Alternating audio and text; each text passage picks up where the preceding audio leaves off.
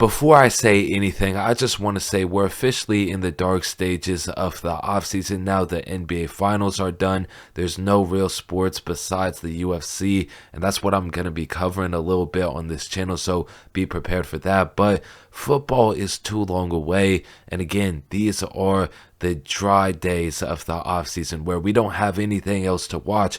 So it got me thinking, let's reflect a little bit on the past 10 years of Steelers football. Now, a lot of people thought that the Steelers were going to win a Super Bowl when they had Le'Veon Bell, Big Ben, that prime O-line with DeCastro, Pouncey, Villanueva, all of them, and of course Martavis Bryant, Antonio Brown, just stacked all around, right?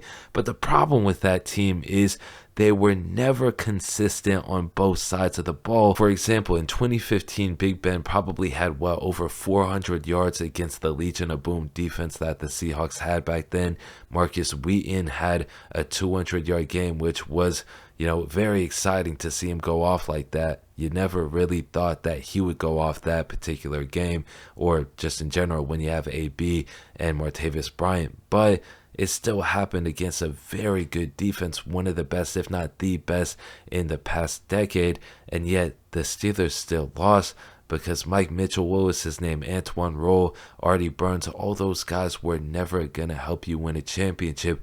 And when Ryan Shazier got injured, it was the nail in the coffin because, of course, if Ryan Shazier is healthy and playing versus Jacksonville in the playoffs, it's a whole different ballgame. But once that happened and the Steelers offense kind of got picked apart by certain things happening, AB did what he did, Martavis Bryant couldn't stay off the weed, the O-line just got older, Big Ben just got older. Once all that happened though, it didn't seem to take long for the Steelers to go from a team that was stacked offensively but not necessarily the best unit defensively to the best defensive unit in the league in like 2019 and 2020, and the worst offense that you could possibly imagine with, that O-line, Randy Fichtner, and it just all went bad quick offensively. So you get the theme here. It was always one-sided.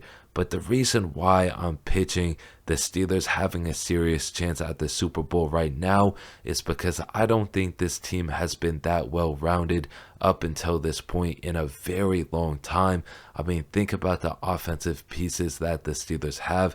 If Kenny Pickett can do what, we expect him to do, then this is a serious Super Bowl team. The O-line is completely revamped with tons of talent, and a guy who was just in the Super Bowl last year on the best offensive line in the league, leading charge. I mean, Jason Kelce had all the praise in the world for Isaac Seumalo. And then you got your wide receivers, Allen Robinson, George Pickens, Deontay Johnson, and Calvin Austin now coming back. And then the most stacked tight end room in the NFL with not George Washington. I'm tripping. What am I saying? You got Darnell Washington, Pat Freiermuth, of course, who I think will crack the top 5 tight end list this year. And then you got Zach Gentry and Connor Hayward. And then, of course, you got the defense that is absolutely loaded from toe to toe with the D-line, the secondary. Now you got Cole Holcomb and Landon Roberts as your starters. Huge upgrades over Miles Jack and, of course, Devin Bush. We all know how his career panned out.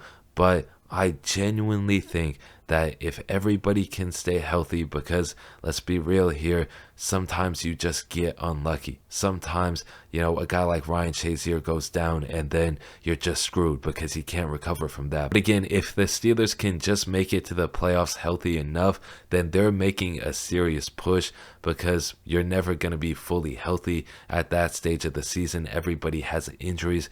But the Steelers defense is so talented, and with them being able to run the ball like, again, a team with Najee Harris, Jalen Warren, and a good O-line should be able to run the ball. Cough, cough, Matt Canada, do not mess this up for us.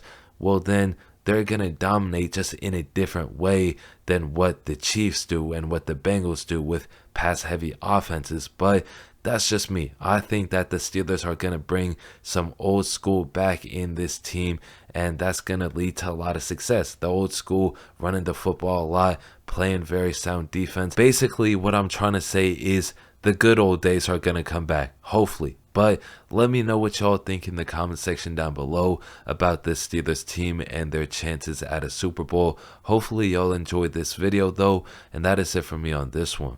Peace.